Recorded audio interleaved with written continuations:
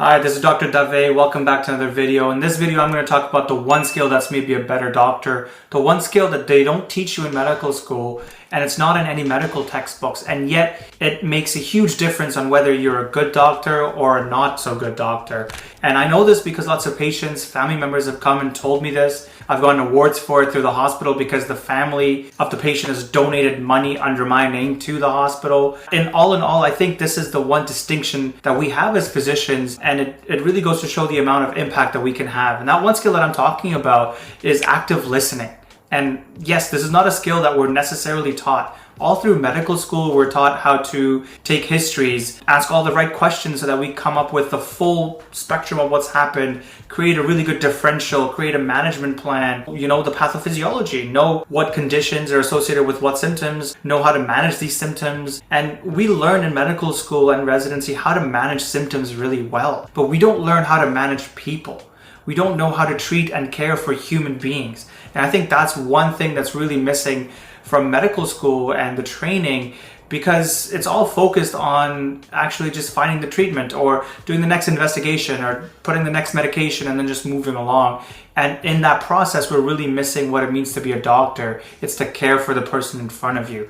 And I'll share a story from my earlier medical school career that I think really exemplifies this. It was in third year, and it was the beginning of clerkship where we started to do rotation in the hospital for the first time. And I was in internal medicine. And on one of the weekends I was on call, I was looking after a 56-year-old lady who came in with leg pain and swelling for a couple months. She was a very cranky old lady. Yeah, she's not old, but relatively speaking, medical terminology, she's fairly young.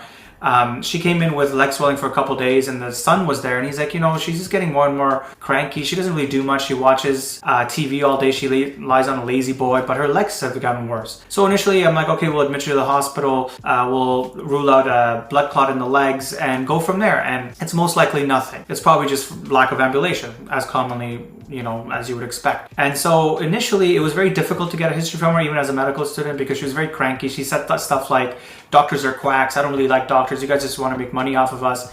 And in that moment, you have a choice as a doctor to either shut down and be defensive from this attack that you're getting, or to actually be vulnerable, open, and listen to who the patient is and what they're worried about. And the reason she's worried is because she's never seen a doctor for 20 years and she didn't trust them. And so it was a trust issue, not the fact that she didn't like doctors at all.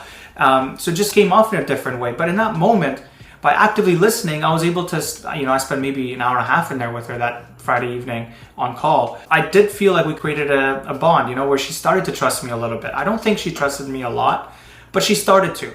And then the weekend passed. I came back the next Monday, and then that week passed so quickly. But throughout that week, she started to have severe abdominal pain, nausea, vomiting, increased jaundice. Her lab work started to be severely abnormal. As the medical student assigned to her care, I was deeply invested. I called all the specialists, GI, surgeons, everyone. Radiology would go down and review the CT scan. And unfortunately, it turned out that she had metastatic pancreatic cancer. And yes, she did have a leg clot that caused the leg swelling, which is why she came in. But unfortunately, the underlying cause of that was actually this metastatic pancreatic cancer. And if you know anything about pancreatic cancer, they're usually caught very late. And by the time that they're caught, they're usually metastatic. Steve Jobs had it, and they're pretty much incurable at that stage. And so unfortunately, the patient's condition deteriorated so much within the week, she died within 1 week of coming to the hospital.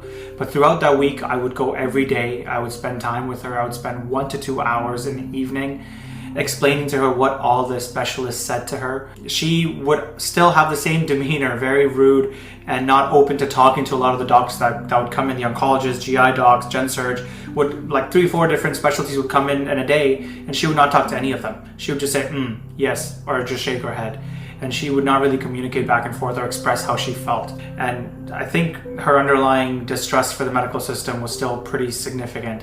And I personally felt as a medical student I had a role to play because she trusted me. She would listen to me, she would look at me, she would respond to what I would say. I'd ask her how she's feeling and what were her concerns, and she would tell them to me. Her son would be there, of course. She had 2 sons. One was a rather large guy who was 6'6", 250, 300 pounds guy, like big guy, but really nice. And he would be there as well all the time. The other son I didn't meet as much, but the larger son was there the whole time. And as the week went on, I would spend longer and longer time near the end of my days to stay with her, sometimes even until 7 p.m., even though I can go home at 4 or 5 p.m. And I really felt like I made a difference in her experience in the hospital. I felt it was my responsibility because she listened to me, she trusted me, and it was my responsibility as a medical student to make sure she understood what she's going through, which must be so scary. And I remember that she passed on a Saturday. On Friday night, I was on overnight call again. And then post-call, Friday you start in the morning, you work until Saturday. I went home on Saturday, 10, 11 a.m. And she was looking very rough that day. And I talked to her and the son before I left. She was basically non-responsive and confused by this time. I told the son, I'm like, hey, please just call me if she passes. I gave him my number. And lo and behold, 2 p.m., I'm still sleeping from my 30-hour shift. I get a call and, I pick up and he's like, hey, she's passed. And thankfully, I only lived 10 minutes away. This was back when I was in medical school at Queens. I just walked over to the hospital. And before even the attending team got to there, I was there. And the son, I still remember to this day, the son looked at me, gave me a huge hug, and then started crying and bawling in my arms. And at that point, I couldn't help but start crying either. And he told me, he's like, she's never seen doctors because she never trusted them for 20 years. He's like, I tried to tell her so many times to listen and to go get checked up and all these things. And he was feeling guilty. He's like, man, I wish I could have done something different. Maybe if I forced her to come earlier. And in that moment, what he told me, he's like, before she died last night, she said to thank me because I made a really positive difference in her end of life. And she's like, if I wasn't there, she would not have had the same understanding or felt as heard like she did. And in that moment, I started crying too, honestly, because that was so profound. And now she was no longer. Someone who, I fought daily to try to get all the things done for her, get the surgeons to put a stent in, see if there was any surgical involvement, radiation, chemo, all these things to try to really advocate my best for her. I realized the biggest difference I made for her was that I listened to her. I was there for her and I spent time with her. And I look back and that's what she was thankful for. That's what she told the son. She was never able to tell me directly, but the son told me and he bawled in my arms for 30 minutes. I will never forget that. And that's what really showed me what it means to be a doctor. That's the power and the impact that we have to be there for people and to make such an impact in the worst moments of people's lives. When they come to the hospital, it's their worst moments in life most of the time. And that's the time that we can make a difference. And yes, diagnostics and getting the right diagnosis, management, all that stuff is very important and part of our duty as doctors.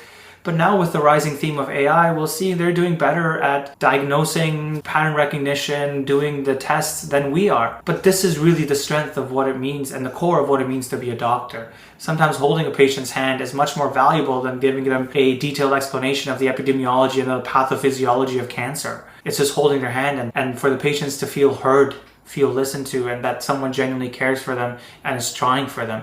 And ultimately, I think that is the biggest skill that we should cultivate as doctors, especially as we move forward with AI taking over diagnostics and management, which is great because, hey, maybe you're better than us because we do have cognitive limitations on how much data we can process, but we don't have a limitation on how much emotion we can process, how present we are, and how much of a positive impact we can leave in a compassionate, empathetic way to our patients' lives through their most difficult moments and especially for their end of their lives. I hope this helped. Comment if you have any questions or concerns and follow for more. Thank you.